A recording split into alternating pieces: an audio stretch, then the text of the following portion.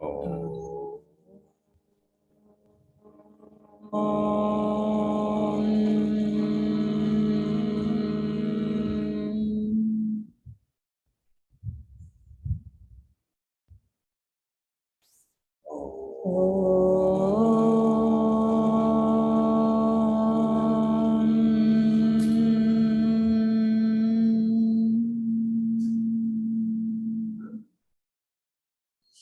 Om Sahana Bhavatu Sahanau Bhunaktu Sah Viryam Karvavahai Tejasvinavadhitamastu Ma Vidvishavahai. Om Shanti Shanti Shanti. Om Sadashiva Samarambham Shankaracharya Madhyamam Asmad Acharya Paryantam Vande Guru Paramparam. Om Gurur Brahma Gurur Vishnu Gurur Devo Maheshwaraha Guru Sakshat Param Brahma Tasmai Shri Gurave Namaha. Om Saraswati Namastubhyam Varade Kamarupini Vidyarambham Karishyami Siddhir Bhavatu Me Sada. Karpanya dosho pahata svabhavaha Richami tvam dharma sammuricetaha Yashreyasya nishchitam bruhi tanmay Shishyasteham shadi mam tvam prapannam. Om Vame Manasi Pratishtita Mano Me Vachi Pratishtitam Avir Avir Maedi Vedasya Maanistaha Shrutam Me Ma Prahasihi Anena Adhitena Ahoratran Sandadami Ritam Vadishyami Satyam Vadishyami Tanmamavatu Tatvaktaram avatu avatu ma avatu vaktaram avatu vaktaram.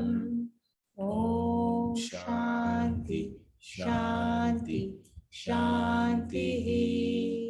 Om Bhadram Karnebhi Shrunayam Devaha Bhadram Pashyema Akshabhirya Jatraha Sthirairange Stushtvagvam Swastanubhihi Vyashema Deva Yadayuhu Swasti na Indro Vridhashravaha Swasti na Pusha Vishvavedaha Swasti na Staksho Arishtanemihi Swasti no Brahaspatir Dhatatu. Om Shanti Shanti Shanti. Om Aham Vrikshasya Reriva Kirti Krishtam Gireriva Urdhva Pavitro Vajiniva Swamamritam Asmi Dravadagvam Savarchasam Sumedha Amritokshitaha Iti Trishankor Vedanuvachanam. Om Shanti Shanti Shanti.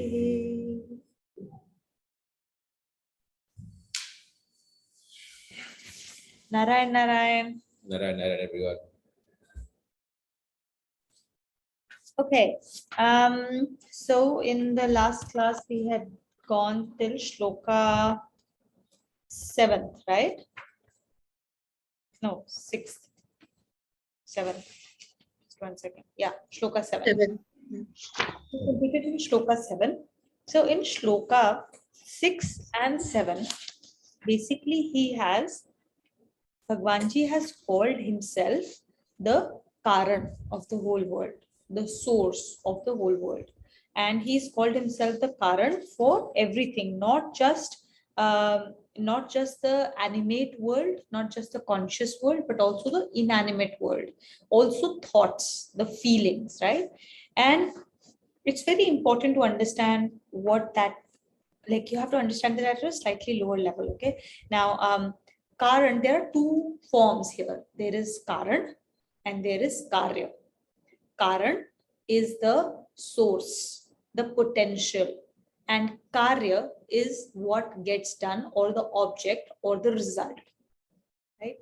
And both of them in Bhagwanji's case are the same. Bhagwanji is the Karan, Bhagwanji is the Karya. He is the source, he is the result or the action, right? Now in this particular example, so what is he trying to tell us? He's trying to tell us that he is the source of everything. He's been talking about his immanence in everything, right?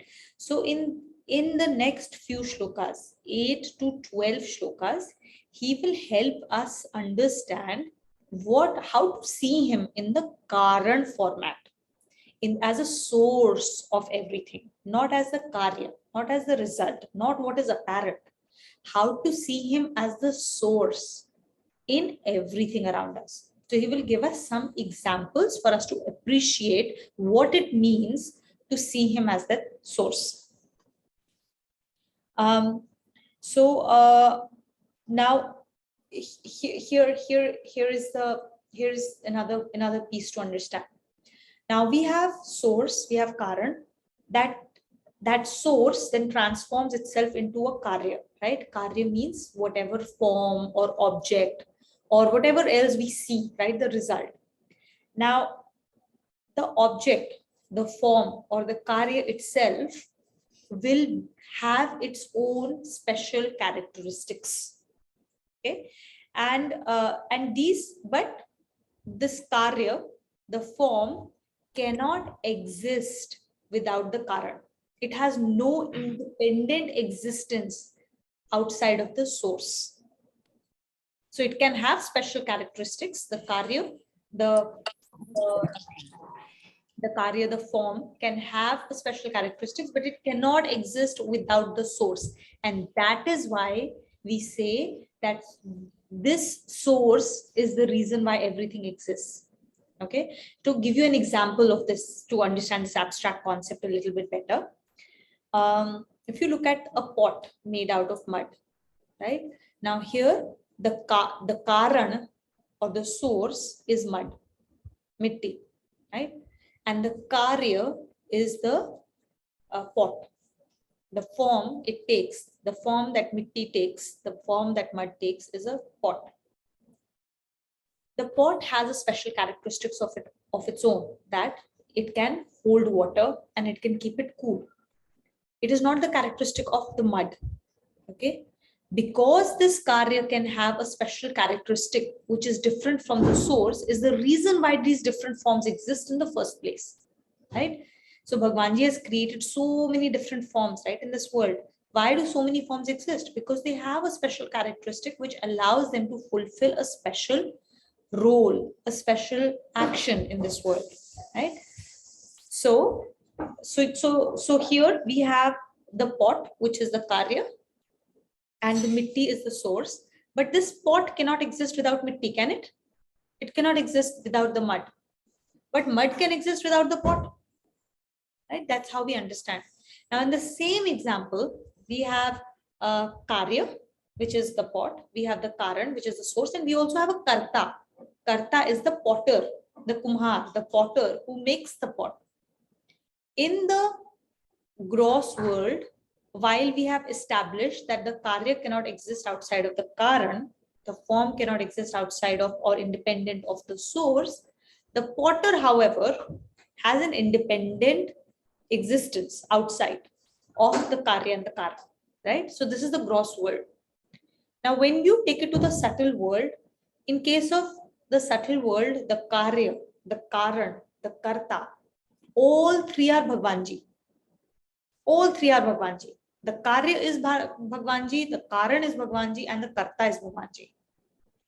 The doer, the source, and the form it takes. All three of them are Bhagwanji. We will learn to recognize Bhagwanji in each of these three forms. But in the next 4 shlokas, the specific form he wants to show us is the source form, the Karak form, the Karan form. Yeah? So I think that's one thing that you need to understand, because you will see many more examples come forward in other chapters. So let's start with with shloka 8, right? So the connection to shloka 8. Naina, would you like to read with us?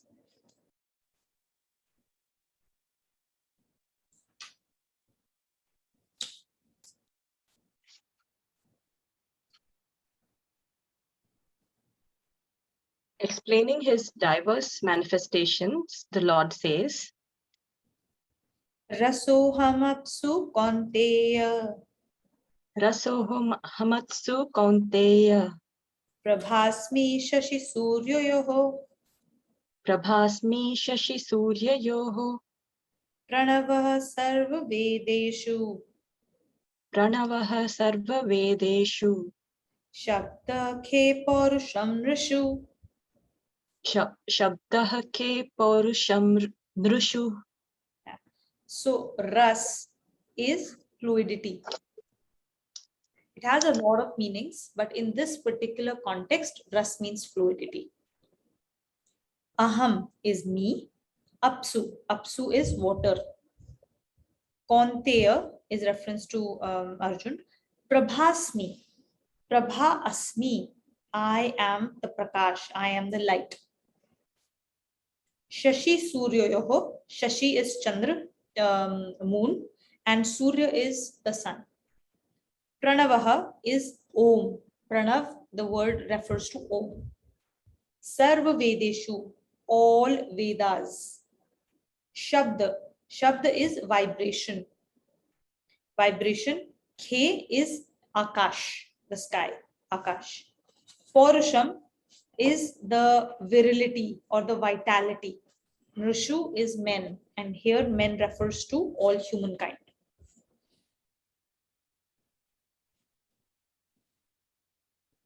I am the fluidity in water, O Kaunteya.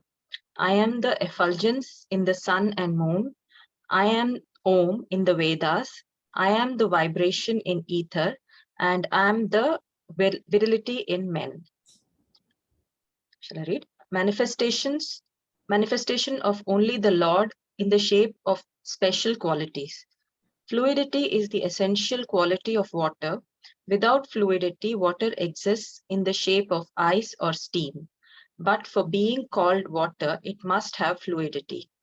This is why the Lord says that He is fluidity in water. Similarly, the sun would not be sun and moon would not be moon if they were not effulgent. Thus, the essential quality of a thing manifests itself in the form of that thing, and it is from the Lord Himself that the special quality is derived. So here, just to explain this, the concept for us to be aware of on a daily basis is that the subtle is always more powerful than the gross, right? So I'll give you a few examples, right? You have a jet plane. A jet plane will not move until there is a spark that starts it. And the spark will create combustion, which will create fuel to burst, which will create energy for it to go and fly. But it all starts with the subtle. I cannot move my hand or leg as a gross action without a thought. It is the thought that controls the body, right? So in every situation, if you look at it, a hot air balloon is nothing but a big balloon with a basket.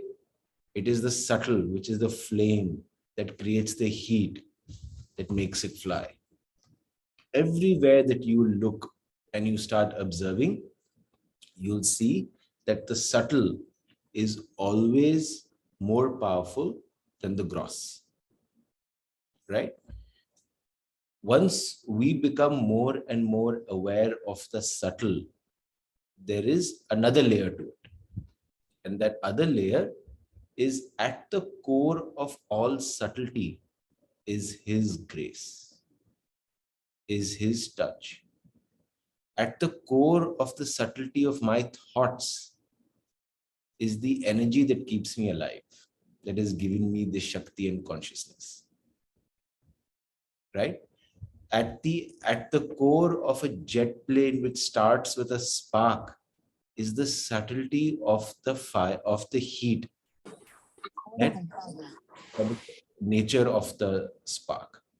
And out here it says fluidity, right? For water, the Sanskrit word here, which is the very first word of the shloka, is ras.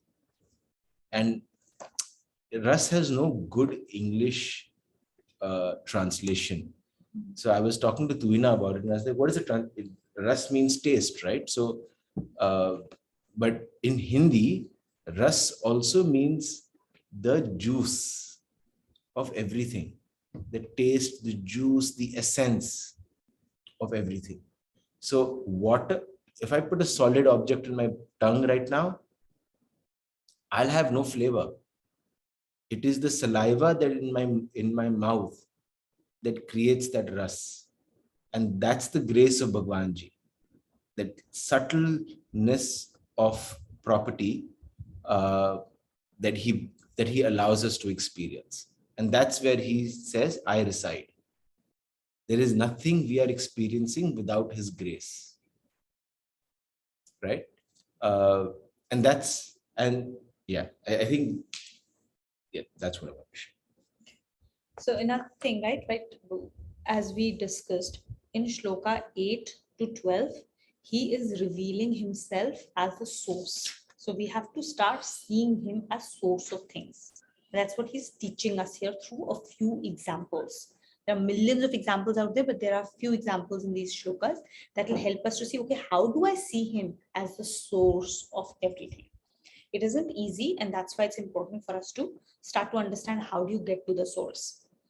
Now, as Abhinav said, that everything at the core, right? We have to go down to the core, and that core, the subtlest of the cores, goes down to him.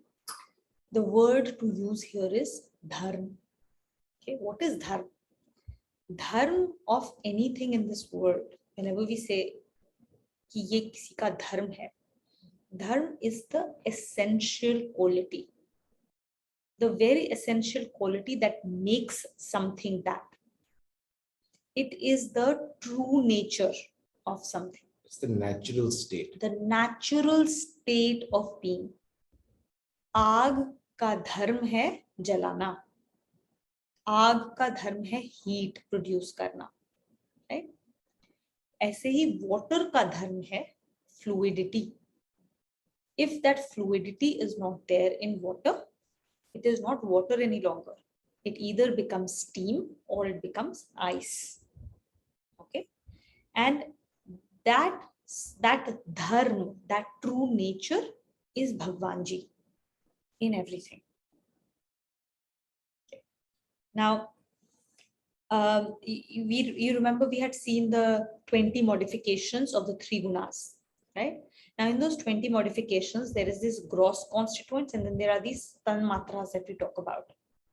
Tan matras are the subtle form of the gross constituents. And that is what is being also referred to here in case of ras. So if you go back, if you remember, let me see if I can share my screen. Just give me a second. Documents.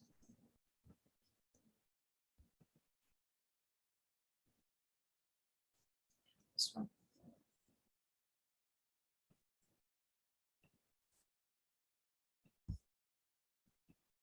Okay, so if you see here, right, if I can raise this.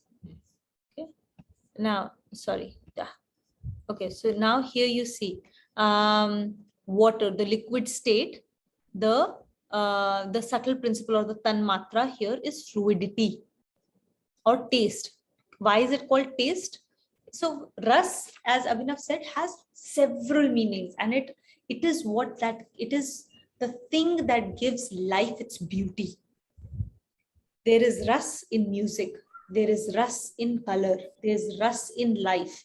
If there is no, the word in Hindi to use, if people do not, there is no happiness in life, is called niras. Niras is without ras. Somebody who's depressed, who's sad. So ras is present in several forms. In case of taste or food, or in our physical gross form, it is called taste. Okay, now in the form of liquid, in the form of water, it is the fluidity. It is the nature of water to flow. That dharma, that fluidity is Bhagwanji. That is what is being referred to here. Right? Now, Prabhasmi Shashi Suryayoho. Now, Prabha is your energy state, the fire, the gross element of fire. Its form, its tanmatra is effulgence. Effulgence has two different properties, right? Effulgence has light, and that is called that specific thing about the light, the bright light concept is called Prabha. Okay, and then there is Dahak Shakti. So there is Prabha Shakti, the light Shakti, the power of the light, and then there is power of burning, the Dahak Shakti. Okay, so we'll refer to Dahak Shakti later on. Here, the specific form of effulgence that is being talked about is the Prabha Shakti, the light Shakti, and that is what is present in sun and moon. It is the very nature of sun and moon to give light. And that power comes from Bhagwanji as well. That source is Bhagwanji. So he is the one that has created sun and moon. Without that Shakti of effulgence, of Prabha, sun and moon will not exist. So that is where, so they both also come from Bhagwanji. Now, Surya has both Dahak Shakti and Prabha Shakti. It has light and it also has the power to burn. Fire only has Dahak Shakti, right? It is the primary form is, of course, it has light Shakti also, but the primary form in fire is Dahak Shakti, the power to burn, right? In moon, the primary form of energy of effulgence is basically light, the Prabha. It does not have the ability to burn. It has Shitalta, right? It causes it doesn't burn, it actually calms down, right? So, and similarly, and that's why we've got those two nadis, right? Where you've got the Chandra nadi and the Surya nadi. So the whole thing comes from that, right? So that is what is being referred to, the Prabha. Then we have Pranavaha Sarva Vedeshu. So the Pranav is Om. Om is the first thing that came first. From Om came Gayatri. From Gayatri came the three Vedas. So if you look at that entire line, now you know that Vedas come from Om and Om comes from Bhagwanji. Om is Bhagwanji. Om is a representation of Bhagwanji. And so Vedas ka mool karan, the cause is Bhagwanji. Right? Then it says Shabdah Khem. So Khem is Akash. Akash, you see here, space, the sky. And the Tanmatra is vibration. If there is no vibration, the space doesn't exist. The sky doesn't exist. Now that is at a much subtler level. So I'll explain it to you with an example of a slightly more gross level, right? Clouds exist in the space, in the sky. They get created in space, they stay in space, and they get dissolved in space. Space still remains, whether the clouds exist or not. But clouds cannot exist without this space. So space becomes the mool karan of the source of the clouds. Clouds have no independent existence outside of this. Similarly, the vibration is what creates space in the first place. It is the subtle form and the gross form is space. And he's saying that vibration is me. Bhagwanji is that vibration. And finally, Porusham Nushu. So Nushu here is humankind and Porusham is Porushatva.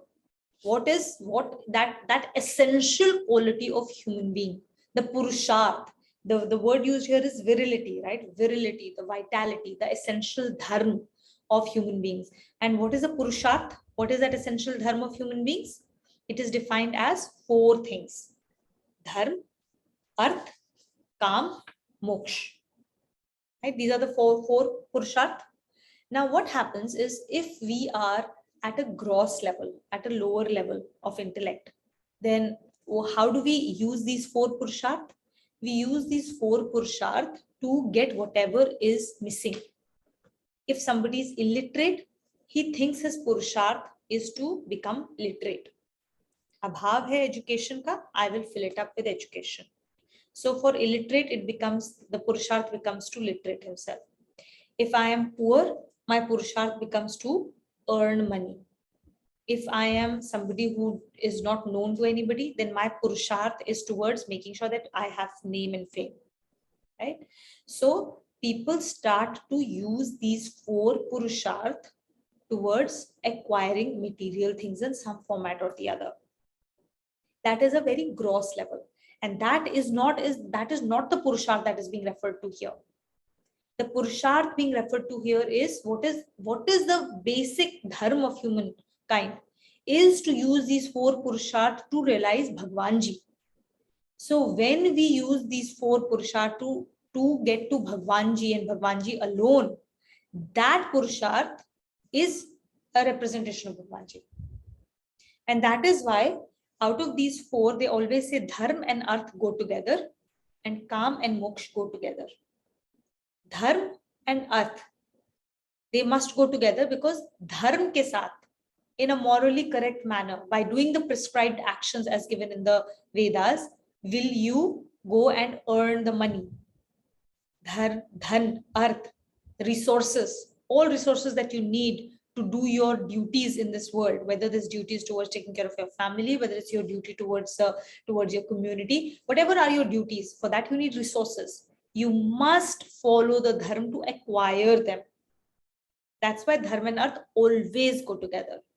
And kam and moksha go together. Desire is an inherent form of human beings. We can't live without desires. So you can't be desireless. You always must have desire. Desire is the most important natural instinct that Bhagwanji has given to any conscious form. So what should that desire be? The desire should be to get moksha and no other desire. These 4, when they get put to this use, that is what is being referred to as a Purusharth here. Now, what is very interesting is that there are 2 different ways to look at it, right? And this is going to come through even more in Shlok 9, 10, 11. So I'll just refer to it in one sentence and we'll discuss it more in Shlok 9, 10, 11. Is that everything that we will see here, the powers or different, like for example, Purusharth here, right? It can have 2 different it can have 2 different views to it. Okay, I would use the word a balcony view and a basement view for that. Balcony view is the one where you are connected to the Lord, or that thing is connected to the Lord. And that is the essential quality that is being referred to as Bhagwanji. The moment that connection to Lord breaks, immediately the same concept, the same thing will come down and it will become the basement view. So, for example, the 4 Purusharths that we are talking about can be used for self-aggrandizement, can be used for your own, constant pursuit of material objects or things. But the same thing, when utilized correctly, then can be used to acquire Bhagwanji. So only that Purusharth, only that effort that is used to go to Bhagwanji is the form of Bhagwanji that we're talking about. So if that did not exist, we are not human beings any longer. Right? We are not human beings if we are not doing that pursuit correctly. If our pursuit is only towards eating, drinking, sleeping, sex, and all of those things, then we are not human beings, because that essential quality of Purushatva is not there in us. Then we are animals. In fact, we are worse than animals, because animals do not have the choice. We have the choice and then we are not utilizing it. Yes. Yeah, Kavita, go ahead. Hi.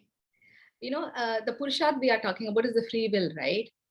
The free will, I just wanted to know, the free will has this 4 parts, is it? We talk about that before also, but is it the free will is divided all into these 4 parts? Am I right? So free will is correct. There is free will is an essential nature of human beings, right? And Bhagwanji has given us that free will, which he has not given to anybody else. Now, this free will has to be utilized for 4 different pursuits, 4 different purusharth. So the word used is the same, which is purusharth. And these are basically 4 different pursuits to which your free will must be applied. So because there is free will, that is why these 4 pursuits can either have a balcony view or a basement view. You can pursue it for Bhagwanji or you can pursue it for the material world. So in that context, now in the material world, now why there is a little bit of sometimes confusion is because in the material world, there is a difference in me and what I'm acquiring. There's always duality, right? So there is difference between me and who I pray to. There is difference between the karya and the karan and the karta also. But when we talk about Bhagwanji, that's the special form, like we said, right? In Gyan also, when we acquire Bhagwanji ka Gyan, we become that Gyan itself. We don't just acquire it, we become it. But in the sansaric world, we acquire certain knowledge. We acquire the knowledge of medicine. We acquire the knowledge of law, for example. But we don't become that. And that is why that Purusharth, while it is a free will, it can also, that Purusharth becomes the very action. That is why those 4 pursuits are also referred to as Purusharth. When you do it correctly, then you become that. The free will becomes Bhagwanji. Makes sense? It's a bit confusing, but I hope you understood what I'm trying to convey. Thank you. So we'll read ahead. Purport of the Vedas is said to be the realization of Om. This is not a mere word or a sound. The significance of Om has been given in the Mandukya Upanishad, in which it is explained how the 3 syllables of the word Om, A, U, and Ma, stand in the root of all the manifestations of creation, and the point where its expression ends signifies eternity. This is why the Lord says that in the Vedas, He is Om. Even though the ether is insentient, it is the medium in which all vibrations occur. All radiations are based on vibrations and are transmitted through ether. Hence, vibrations constitutes the quality of ether, and the Lord calls it His manifestation. Similarly, virility is the essential quality of manhood, and it is, therefore, a manifestation of the Lord. So you can explain how Jagat Sukshma. Okay.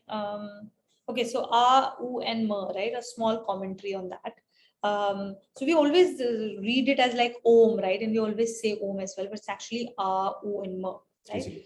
The 3 syllables, A, U, and Ma. In fact, it has 4 parts to it. A, U, Ma, and the eternity after that, the quietness, the silence that we have. So A is, it refers to the earth. Okay, it refers to earth and water, actually, the gross elements. And in terms of our creation, in terms of our chakras, it refers to the Mooladhara chakra and Swadhisthana chakra, the 2 lowermost chakras. Okay, so that is A. A is what causes this physical creation. Then U refers to our so this is now the subtler aspect of it. So subtler aspect of fire, in terms of the elements, it is fire and akash, sky, right, space. And in terms of chakras, it refers to our Manipura chakra and Anahat chakra. Okay, in terms of bodies, from physical body, now we have gone to the astral body or the subtle body. Okay, then Ma refers to your in terms of our chakras, it refers to what do you call it, the throat chakra. I'm forgetting the name of it. Kavita, you will remember. Vishuddha chakra, yes, Vishuddha chakra and Agya chakra. So Ma refers to Vishuddha chakra and Agya chakra, and from a body perspective, it is the causal plane. So physical plane, subtle plane, and the causal plane, right? And in terms of this thing, it refers to the vibration, the ether vibration. Okay, so we've gone from solid to liquid to energy to what do you call it, to the ether, which is the subtlest form. And these three things are at the base of every creation. And that is why, and because Vedas refer to that, so he says, as we said, we are trying to learn how he's at the source of everything here. We're trying to learn, we are trying to see, and that seeing is only at an intellectual level. You don't really see a Karan in something, right? So to give you an example, you have a seed, right? So now you put a seed. When if you open a seed up, whatever you may do, how much ever testing you may do in a seed, you don't see tree in it, you don't see its bark, you don't see its leaves in it, you don't see its fruits in it, you don't see any of that stuff. But that seed has all of those things in a latent manner, in a potential manner, right? There is potential of all of these things existing in the seed, correct? So this is the source, and that is why we say that when we look at a tree, that tree comes from the source, right? Now once the once you have sown the seed and it becomes into a tree or a sapling, whatever you do, you look into its bark, you look into its leaves, branches, flowers, fruits, you will not find that seed any longer. You will not find the seed.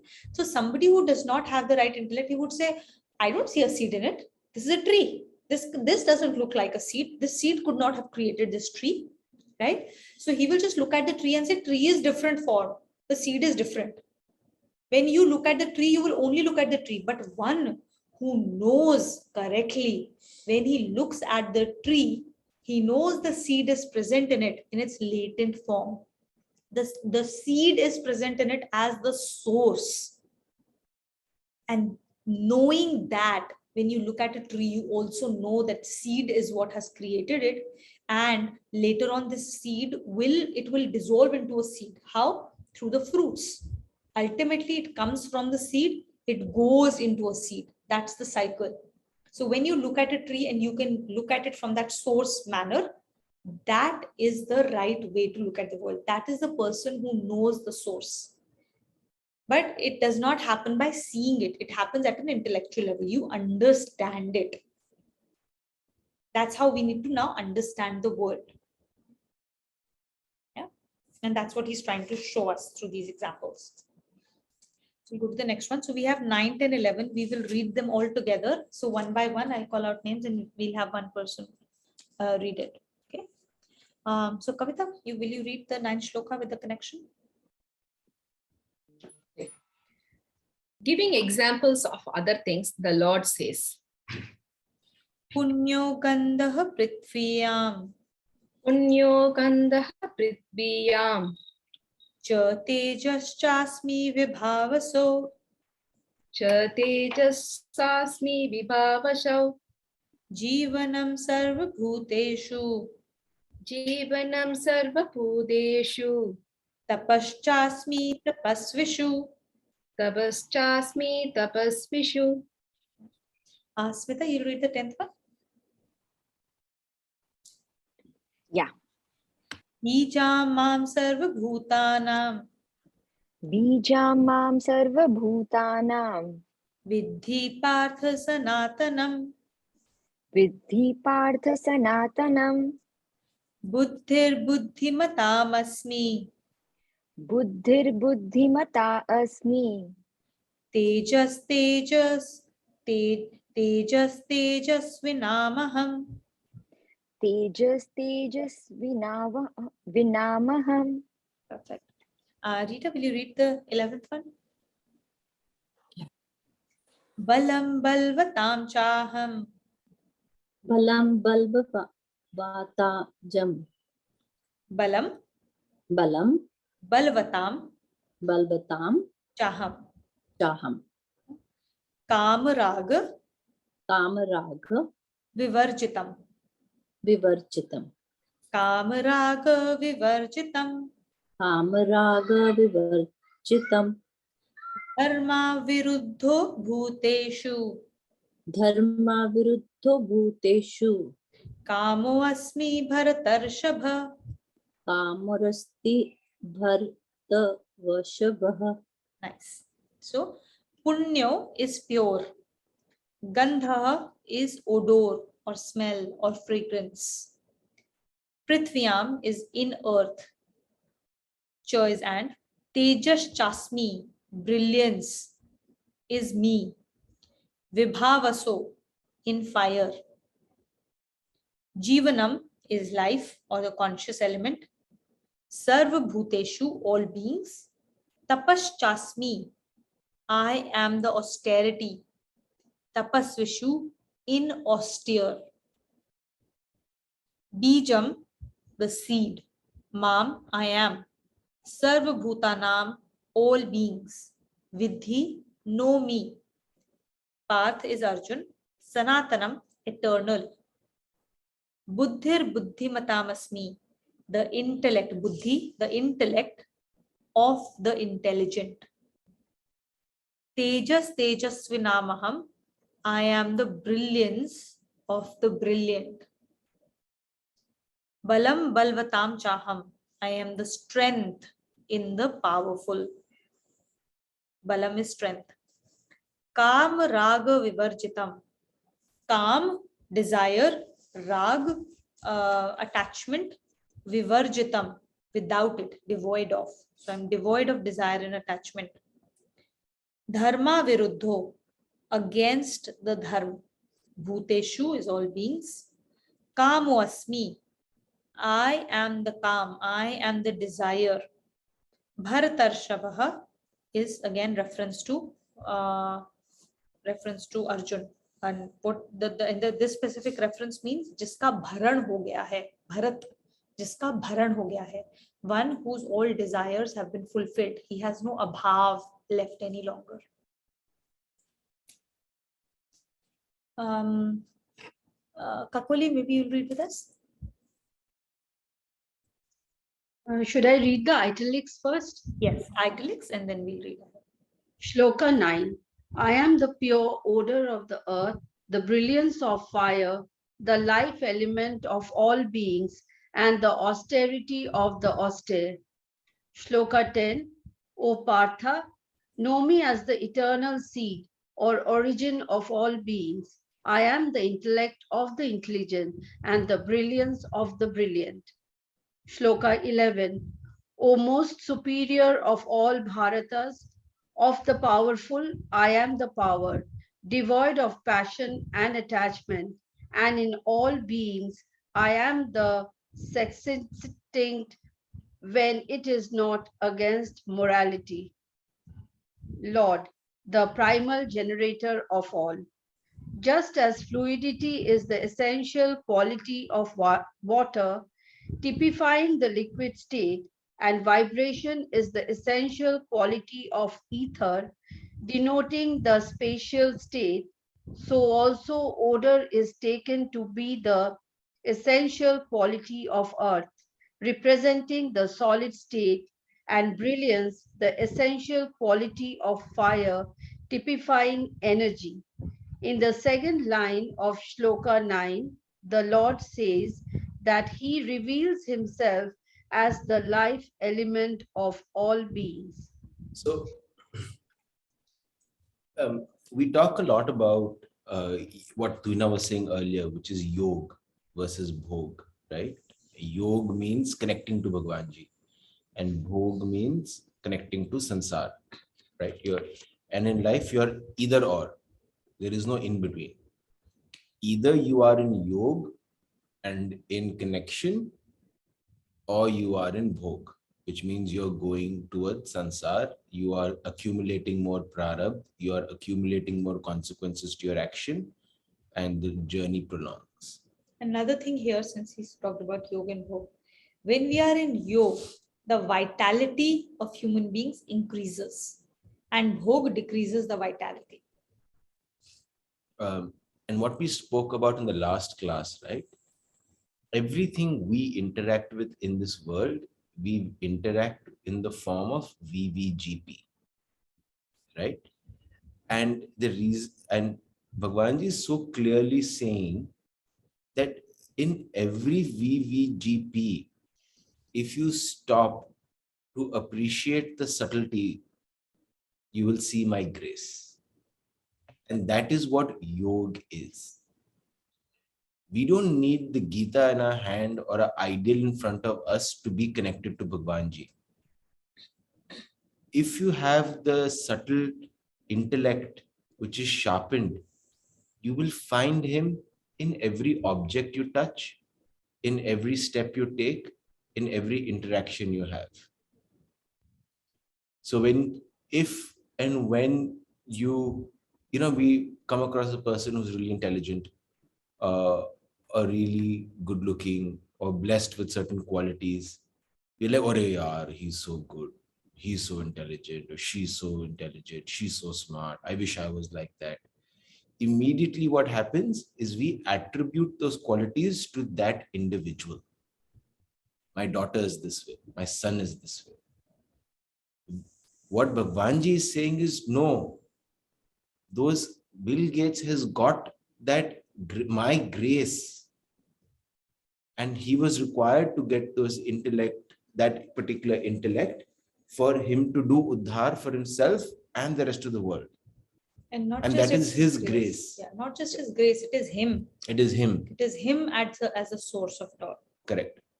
These are all of us are merely just instruments through which he works. So every interaction, every person, every creation is a blessing for us.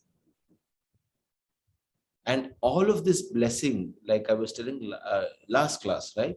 I wouldn't even know how to make a t-shirt. But just because I have $20 to buy a t-shirt, that doesn't mean the transaction is complete. Like, there is still so much reverence if somebody actually did not pass down this knowledge, did not put the effort, did not spend time away from their family to go build this t-shirt, make sure it's the correct quality, correct size. Today, I would be in a very different space.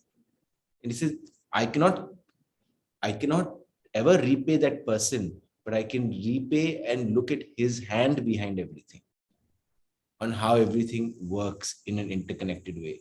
And this is where we have an entire WhatsApp group, actually. I think some of you are on it as well. It's called Yog Sadhana, where it's a WhatsApp group of our Gita Parivar. And they talk about yoga, connection on daily objects.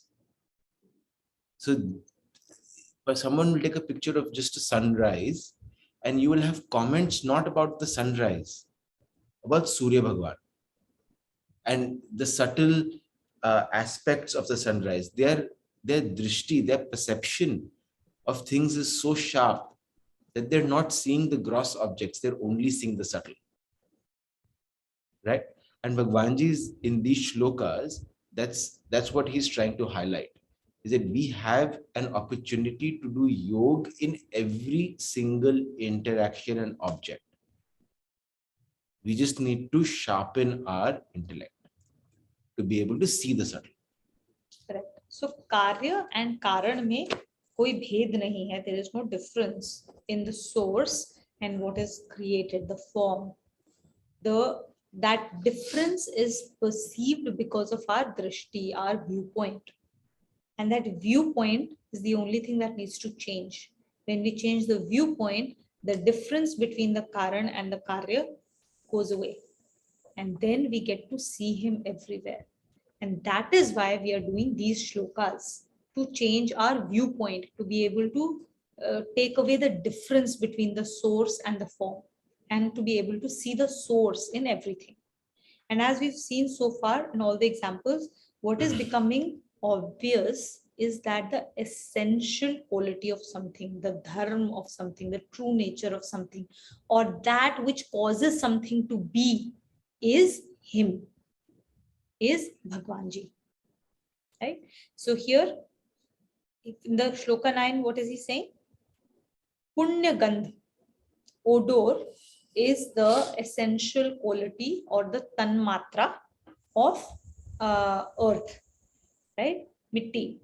Now, that gandh, that odor is him. And the important word here is punya. It is punya gandh. the pure odor, that is him, right? So if this is connected to Lord, then it is Punya Gandh, that is him. But then earth also has Durgandh in it, right? It has the bad smells in it. That is because of a vikar that gets created when there is a disconnection with the Lord. And this is what I was talking about when I said everything has a balcony view and a basement view. Balcony view of things is where Lord appears, and the basement view appears when that connection to Lord breaks, and it only remains in the lower state, only in the physical state. When we remain only in the physical state and there is no connection to Lord, immediately a vikar comes in. A vikar comes in, a triti comes in, a problem comes in, an issue comes in.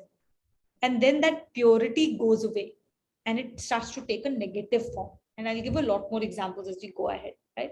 So Punya Gandha is Bhagwanji's essential quality. So he is at the source of the earth. Okay. Then Tejas Chami Vibhavaso. I am the brilliance in the fire. So this is what I was saying, that there is that the effulgence, which is the tanmatra for fire, or the tanmatra for anything that gives light. So it has two different energies: the light energy and the burning energy, the Prabha Shakti and the Dahak Shakti. So we are talking about the Dahak Shakti here. So the Dahak Shakti in fire is me. Bhagwanji saying that is me. Recognize that to be me. Then Jivanam Sarva Bhuteshu. I am the life element of all beings. The consciousness principle is me. So when you look at human beings, remember the consciousness principle in them is me. Tapas Chasmi Tapas Vishu. Now what is tap? Tap is us doing hard work towards an outcome. When we give up our conveniences, when we rise above our likes and dislikes and are able to do what needs to be done, is called tap. Now understand tap at a deeper level. When somebody is undergoing a strong diet, it's not easy, right? You keep hearing people go through so many different diet patterns, intermittent fasting, or like I'm only on a detox fruit juice or a fruit only diet, or I'm on a restricted calorie diet. There's a lot of effort that goes on to do these diets, correct? There's so much of willpower that must come in for somebody to do that. Then you've seen people who go to gym on a very regular basis or go exercise on a very regular basis, correct? There's a lot of willpower that goes in. When you work long hours in office because a project needs to get done, there are long hours that go in there. So all of these are examples of effort and hard work that goes in. But is that tap? Is that tap? We've gone beyond likes and dislikes. But whether that transforms itself into tap or not depends on the purpose of why you're doing it. A person who is going to gym to buff himself up so that he can, appear topless on a beach, or like get people's vahvahi for his body, and if he's doing that to look good in the world, if you're doing all the hard work in the office because you want that next promotion, because you want that next bonus, in all of these cases, or you're doing diet to just look good and not because you are trying to keep this temple of God in a good, healthy space, that purpose will determine whether it is tap or not. You don't typically call the people in the material world going through all of these really, really harsh and difficult, things. You don't call them tapasvi. They are not called tapasvi. Tapasvi is very specially used as a word when tap is used to get to Bhagwanji, to realize Bhagwanji. So a CEO who is doing 18 hours a day towards a name, fame, money kind of a goal is not a tapasvi. But the same CEO, if he's doing all of that because he sees that as his duty that Bhagwanji has given to him, and is using that activity, that project, or whatever he's doing to connect to Lord, and constantly being aware of how he's behaving, what is he saying, how is he interacting with his employees, with his customers, with people around him, and he's constantly being connected in his yoga, that person is tapasvi. So every time we do hard work and go beyond our likes and dislikes is not necessarily tap. Tap is only when we use it to connect to Lord. Right? Go ahead. In the 10th shloka, the Lord says that he is the eternal seed or origin of all beings. If a seed is cut, nothing would be found inside to show that it could create the wood, trunk, leaves, flowers, and fruits of the tree of which it was the seed. But it contains, in a concentrated form, the power which, in conjunction with the earth and water, can produce a tree. The intellect of an intelligent person enables him to study and analyze numerous topics. Similarly, a brilliant man can influence numerous persons with the brilliance of his genius, thus enabling them to manifest extraordinary qualities. Correct. So there is an entire chapter later on, I think it's chapter 10, 10. which is called Vibhuti Yoga. All right. So Vibhuti are essentially, the meaning of Vibhuti is qualities. And in that chapter, Bhagwanji says that all of us have been given certain Vibhutis, certain qualities that he's blessed us with. Right? That is speaks to our unique nature, that is speaks to our unique purpose and our dharma for whatever we have to create in this life. And there's an entire chapter where he discusses that and he talks about it, right? But the reason why I share is because while we are talking about VVGP and finding divinity in other people and looking at their qualities as Bhagwanji's grace, let's not forget that we are also blessed with those things. We also have certain vibhutis, we also have certain qualities we are blessed with, that it is our duty to go and express and create using it, because that is what our that will be truly aligned to our unique purpose. Yeah. So he's, yeah, in this line he talks about it from an brilliance to the genius and very superlative terms, but what I wanted to highlight is it also exists for all of us with our qualities. And as Abhinav said, right, the Vibhuti Yoga. Now, Vibhutis are the Karya. Right? So, Karan and Karya. Karya is what becomes apparent. Right? So, Vibhutis are what become apparent.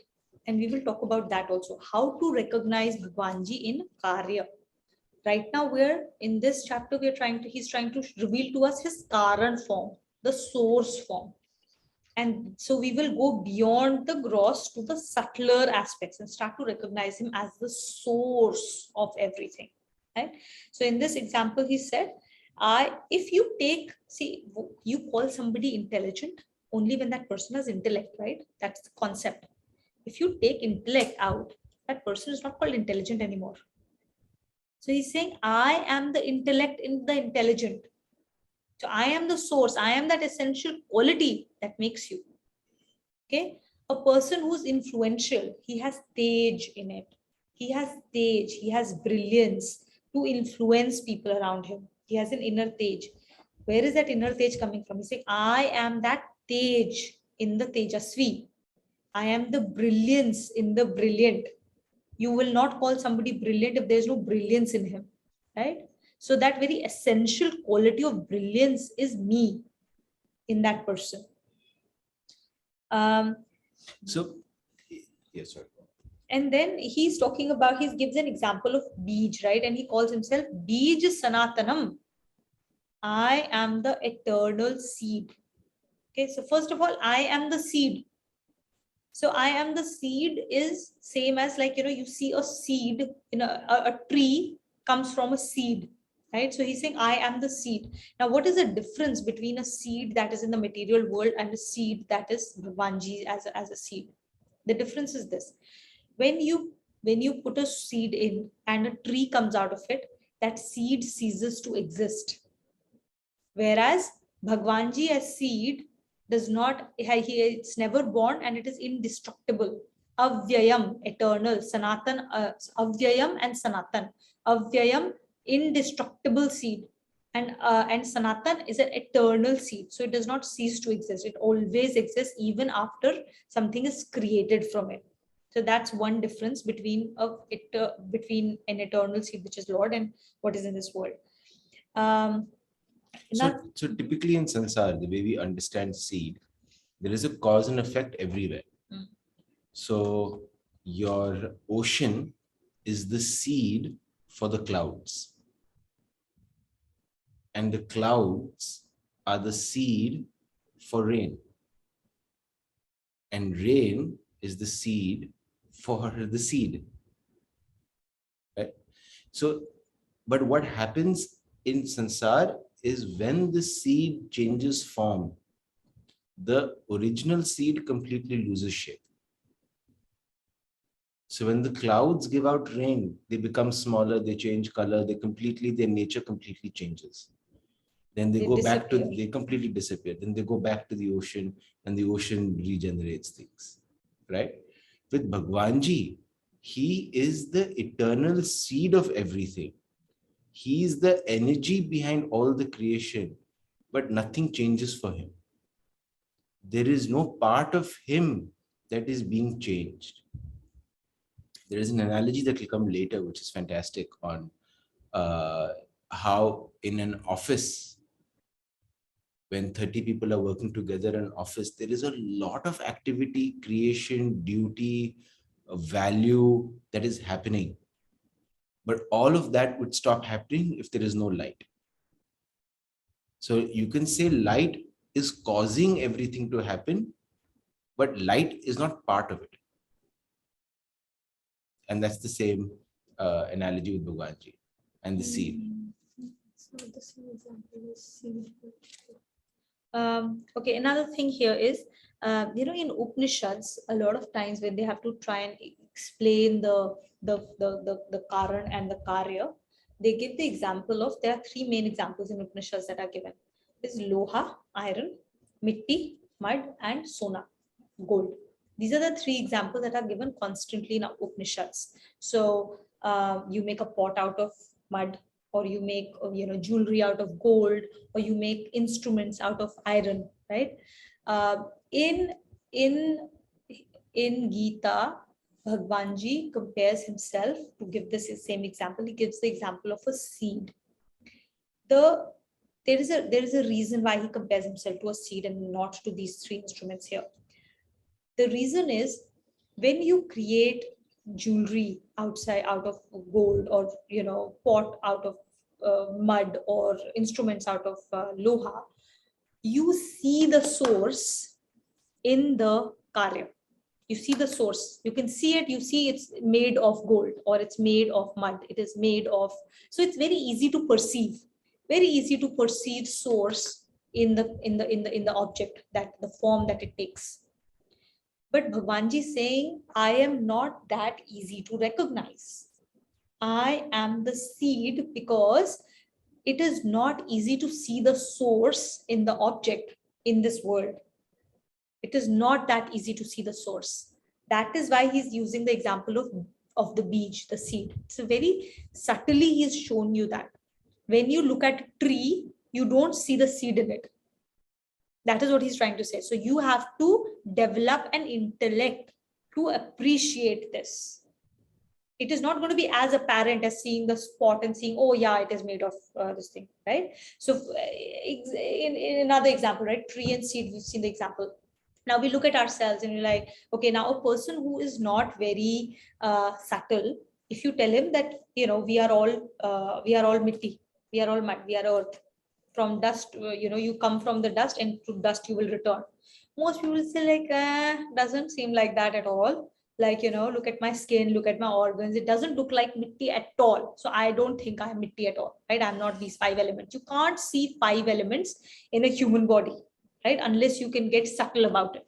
When you get subtle and then you start to go to the source, you see, okay, where was this body created from? At the source, it was the egg and the sperm that created it. Where did the egg and sperm come from? They come from the food that my parents have eaten. And where does that food come from? It is grown in the earth, right? It comes from earth, it comes from water. So those are the elements that are the source of me and this body. And however you may decompose the body, whether you burn it, you put it in the you bury it, or animals eat it, whatever way it may be, end of the day this body eventually returns to its elements. The water element goes away and everything else, you burn it, it becomes ash.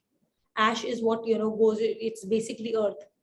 So you have to start seeing the source. That way you start intellectualizing and you start to see source at it, which is not apparent, okay? It may seem extremely different, but when you start to understand and you go deeper with your subtler intellect, you will start to see the source, and the source is the same. One single seed is at the source of so many branches and so many leaves in the tree, and every single branch, every single leaf is different. Every single leaf is different, right? Comes from the same seed. So many human beings, every single one of us is different. Every single one of us has a different fingerprint. So much of anekta, right? So much of difference, all comes from the same seed. And that is what needs to be understood. Yes, Kakul. Yeah, so all seeds do not sprout to be trees, like, which means that all Karan do not culminate into a Karya. Where in Gita does Bhagwan Ji explain that, like, why everything is not ordained for the final, way it has to be, or the reason it was already a source and then not becoming what it's supposed to become, or the Karya which is supposed to create. Sure. So you're right. Not all seeds are meant to sprout, or they will not sprout. I wouldn't say they are not meant to sprout. Whether they will sprout or not sprout depends. So everybody has the right potential. Every seed has the potential. Now, whether that potential gets realized into reality or not depends on Purusharth. Depends on Purusharth, the action. Okay. At a later, I think in chapter 18, 17th or 18th chapter, towards the end of Gita, we are going to talk about actions and the results and what creates this world, right? When we go into a very scientific level, at that level, we'll realize that it is not just the potential, the latent potential. There are things that need to be done around this for this to actually fructify into a full this thing, right? So a lot of us may have the potential to be really good dancers. We all may have that very, like, everything that is needed, the potential is there. The people who will realize that potential and the people who will not realize that potential, the only difference is going to be the actions these both take. The people who will take the action of practice, the Abhyas Yoga, those who do Abhyas Yoga will realize that potential, and those who don't do the Abhyas Yoga of practicing of the dance every single day, the dance goes, they will just not get there, right? That is why some seeds will fructify into what they are meant to be and some who will not. So is that what Kavita was saying a while back, that actions come from our free will? We decide, we choose it, and then we face the consequences of what we choose. So actions come from free will, right? Actions come from free will. Correct. Absolutely correct. The prarabdha around us, the environment within which we make those free choices are created because of our past actions. Okay. And based on our actions, based on not just our actions, but the way we do those actions, because we know actions and object is the lowest form, right? The purpose and the bhav with which we do those actions what goes on in our mind and in our hearts is what is going to determine what consequences, what is our gati after this. Are we binding ourselves further, or are we liberating ourselves? Right? Actually, in Shloka 12, we are going to talk about that also, the binding and the freedom. Thank you. Okay. Now, here, I think one of the things that is confusing you is when we always say that actions, when they are done, when the karma is done as a karma yogi, then we make the seeds, because every action is a seed to something else, right? We make this seed a roasted seed so that it does not sprout into further prarabdha. Right? So that is a slightly different concept. What we are trying to say here is Bhagwanji is the seed of this entire world, right? And from the very inception of this world, there is a concept that there is going to be a seed. It will culminate into something, and that something that comes out of it will, as a cycle, become the source of the seed. It is a continuous cycle. So whether it is a seed sprouting into a tree and that tree creating a seed again to be able to create another tree, or whether it is our actions which get sprouted from something we've done in the past, becomes a VVGP and an action, and that action itself becomes a seed for the next thing. So this world is created in a manner that there's a constant cycle. Everything else is a cycle. Everything. Our lives are a cycle. The world goes on in cycles, whether the time, the concept of time exists because of these cycles. The whole concept of getting moksha is to get out of these cycles. You're constantly in the cycle. The one who gets the escape velocity to get out of these cycles and is able to sit outside of these cycles is the person who has achieved nirvana. Because now he's beyond the dualities. Now he's beyond these cycles of time, of birth and death and everything. Otherwise, everything goes on in cycles, everything. Except him. He, as the source, because he is indestructible, because he was never born, never, and he can never die, he's outside of all of this. He's the container, he's the creator, and he's a receptacle of where everything dissolves. So the cycles happen within him. He's the only one that is untouched by those cycles. Everything else within him is within that cycle. So when you get out of those cycles, you merge with him. Then you become that receptacle yourself. So you've escaped the cycles. Does that make sense?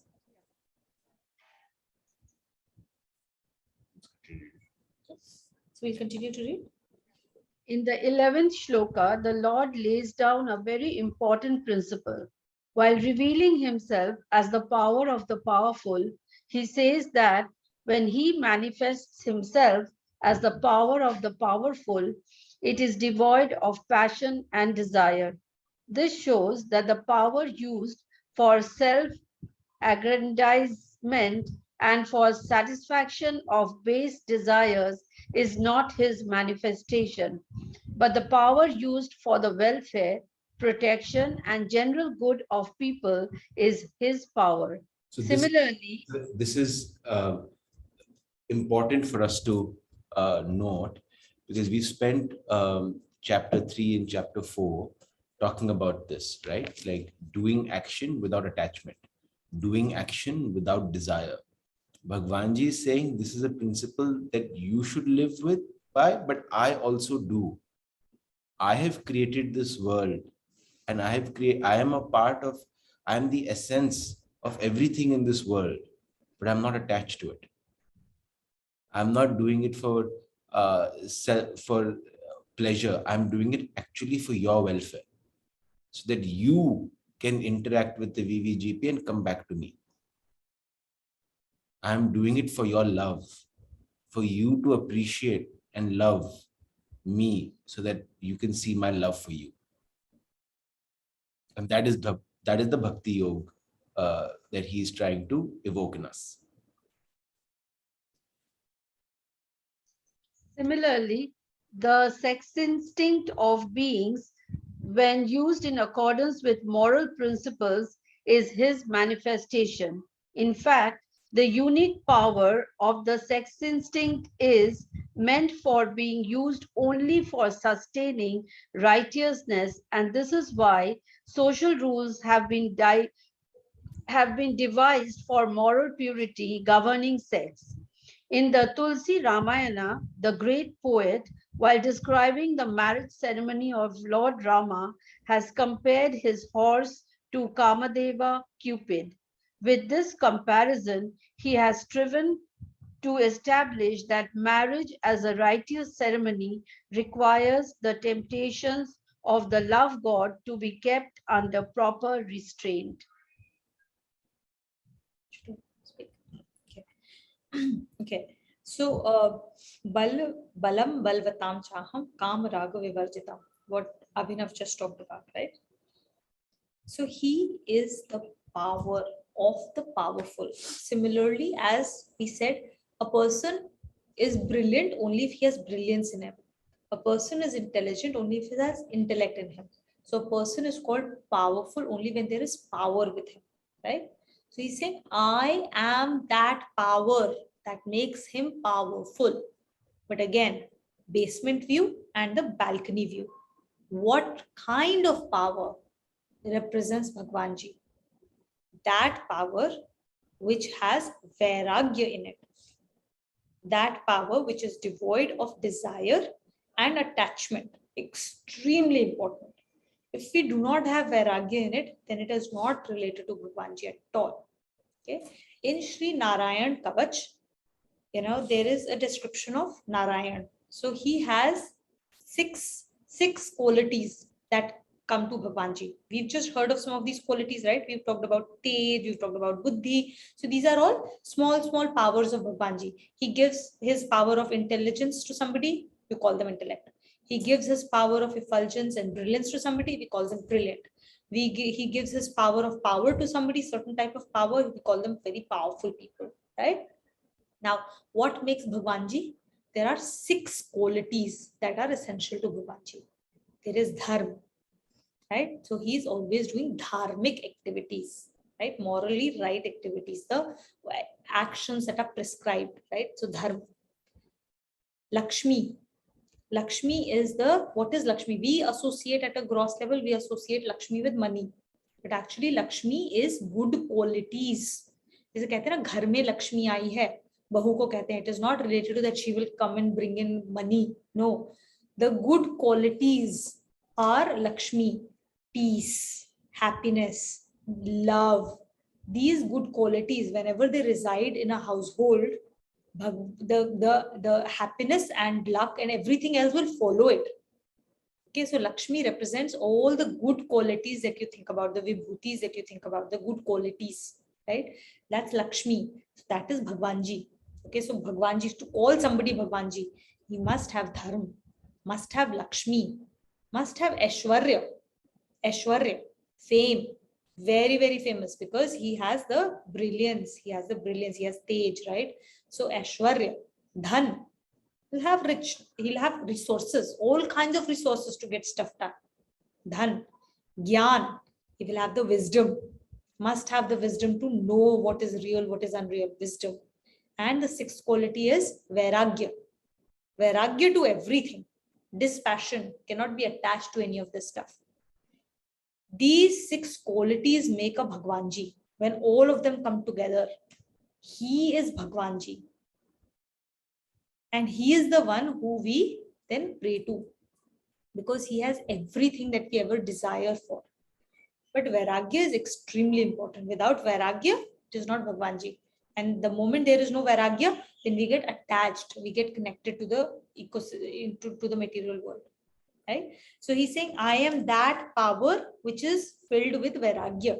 I will use that power. When there is Vairagya with the power, then you are not going to use it for your own purpose. You will not see where I can use that power for my self-interest to get me forward. You will use it for the good of the world. And there are enough people who we know who have used the power, who have wielded the power they hold for the good of the world. Right? And you can see this in so many different places. Like Mahatma Gandhi had a certain amount of power, right? He had power and he used that to help the country achieve freedom. We've seen that movie, right? What is that movie with the one that we saw with that girl, the one you like, the one who got married, that pretty girl. Oh my You know, God. you're giving me a movie in which a girl I like who got married. Like We that saw is it pretty much recently. every movie that I've ever seen. Okay, recently the one that we saw. Jungle Book is what you were. No, before that. The prostitute movie. Oh, Gangubai Katibari. Gangubai. Gangubai, yes, but Gangubai, right? She acquired a certain amount of power and she used it for the betterment of the Kathiawar place, Kathiawar, whatever that place was, right? All the Kamathipura. women, Kamathipura. Yeah. So she used the power she had to improve the lot of all the women and their children. Right? That is the power, that is Bhagwanji's power. Right? So whenever you use that power with vairagya, not for your self-improvement, but that power is him. Okay. Then he's talking about dharma viruddho bhuteshu kamosmi bhartasharva. Now, the desire, the most powerful desire that drives human beings or any creature is the desire of sex, the sexual instinct, the desire of procreation.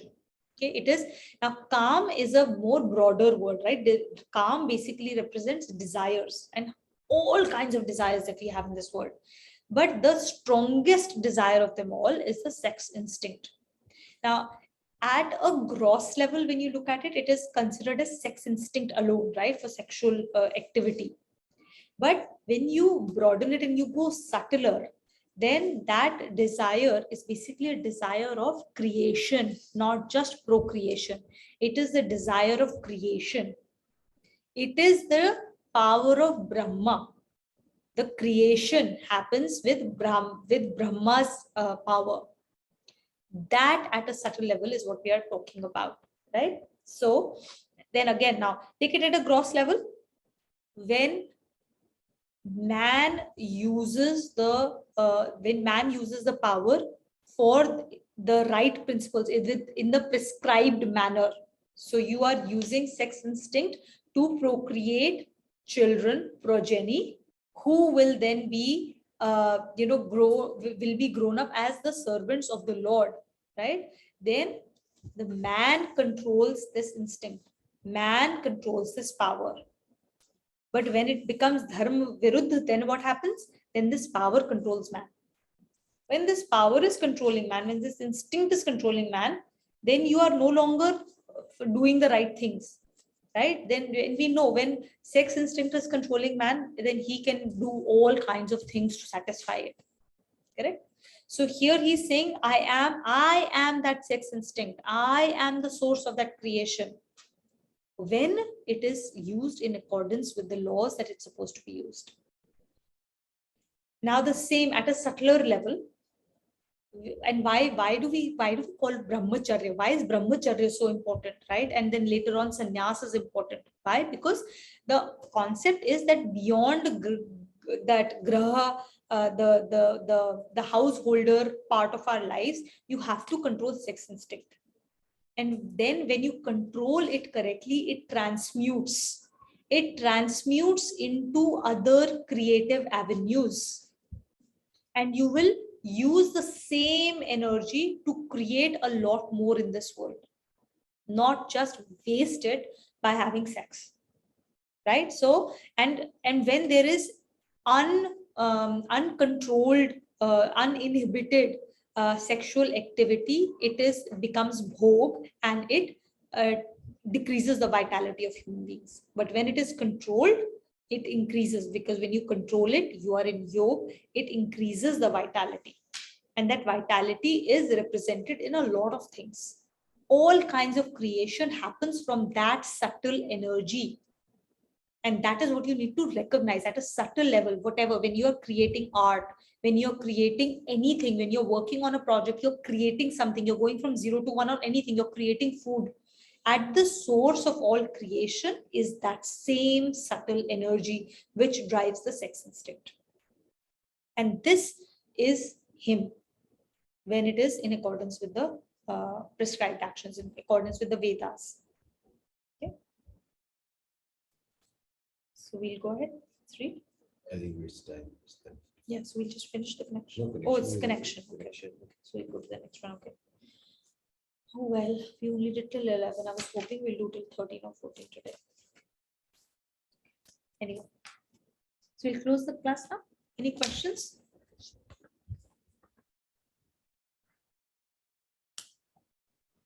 We'll do the closing shlokas. Anybody else wants to do closing shlokas? Any volunteers? I can do. Perfect. Thanks. You want? Shall I share?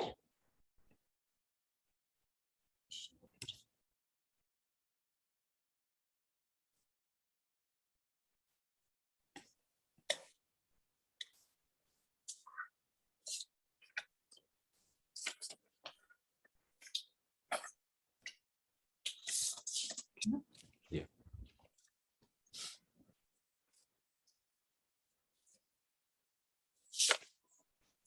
Rita, you can read it from the shared screen or from your own notes, whatever makes you comfortable.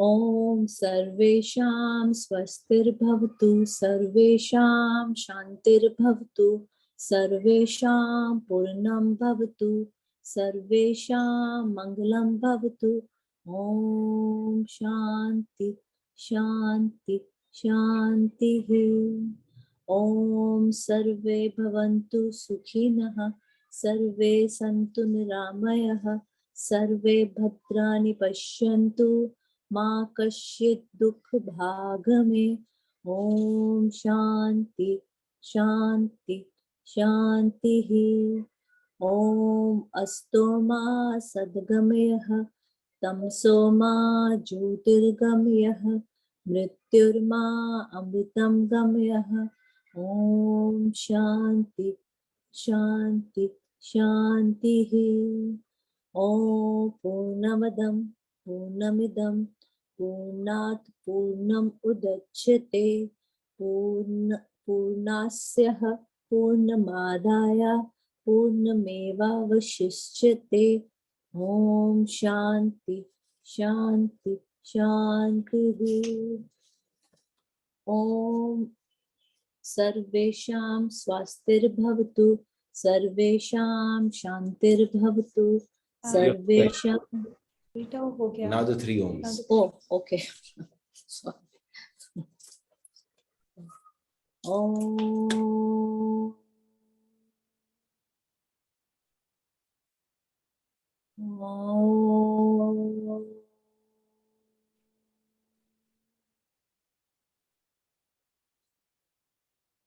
Oh.